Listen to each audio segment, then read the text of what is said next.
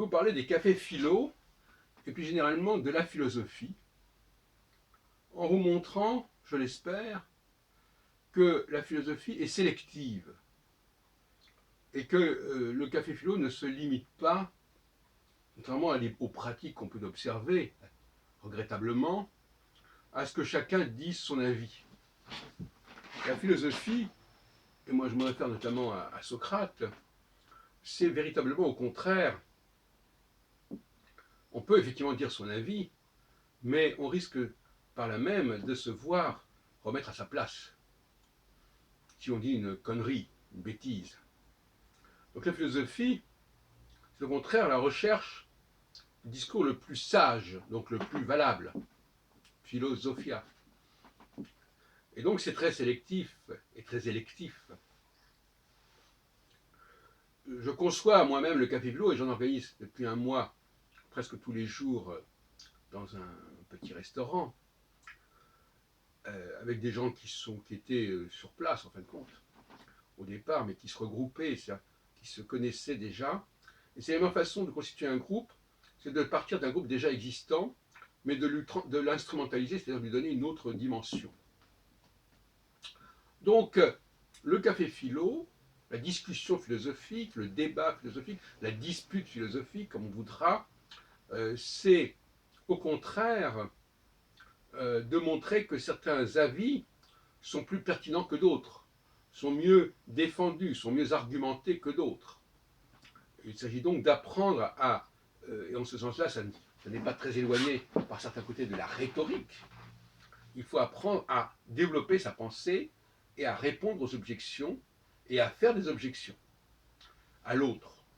Donc, croire qu'on va dans un café philo en se disant qu'on va pouvoir dire ce qui nous passe par la tête, oui, j'en peux le faire, mais c'est à ses risques et périls, c'est à ses dépens.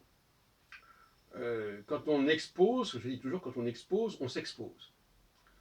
Et tant et si bien qu'au bout d'un certain moment, les gens qui n'ont pas grand-chose à dire ou qui savent qu'ils ne peuvent pas développer ou soutenir un point de vue, eh bien, ils finissent par s'abstenir, ce qui est probablement une forme de sagesse.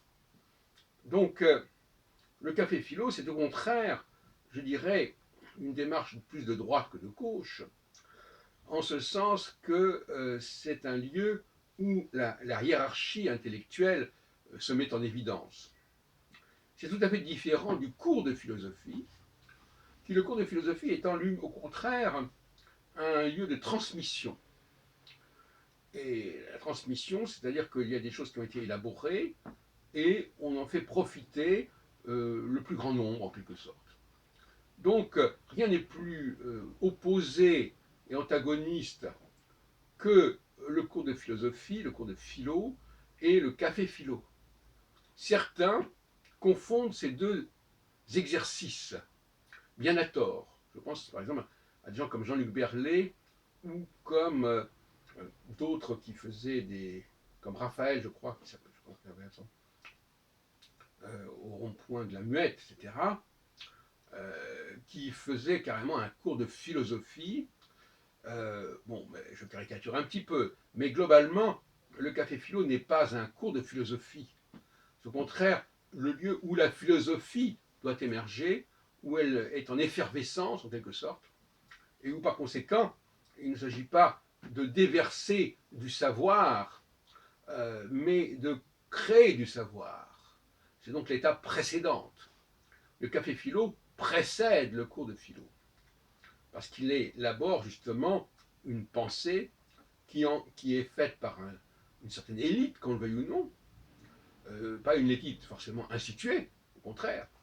Les profs de philo ne constituent pas l'élite de la philosophie, mais ce sont des gens qui, au contraire, sont des passeurs de la philosophie, c'est-à-dire des gens qui font passer les idées qui ont été élaborées par les uns et les autres, parce qu'en fin de compte, un professeur de philo est capable de faire passer les idées d'une dizaine ou plus de philosophes, donc qui n'est pas forcément titulaire ou possesseur ou teneur d'une philosophie en particulier. Ça se voit bien d'ailleurs. Et donc le café philo, c'est un lieu où on apprend à reconnaître que tel propos est plus pertinent que tel autre. Ce qui est d'ailleurs une excellente école en soi. C'est une école non pas du savoir, mais du savoir-vivre. C'est-à-dire, voilà, je vois que l'autre a des choses plus intéressantes à dire que moi, que ses arguments sont plus solides que les miens, dont acte. Voilà. Donc, c'est bon. Et si on veut simplement recevoir de la philosophie, eh bien, on va à des cours de philosophie, et c'est un autre exercice.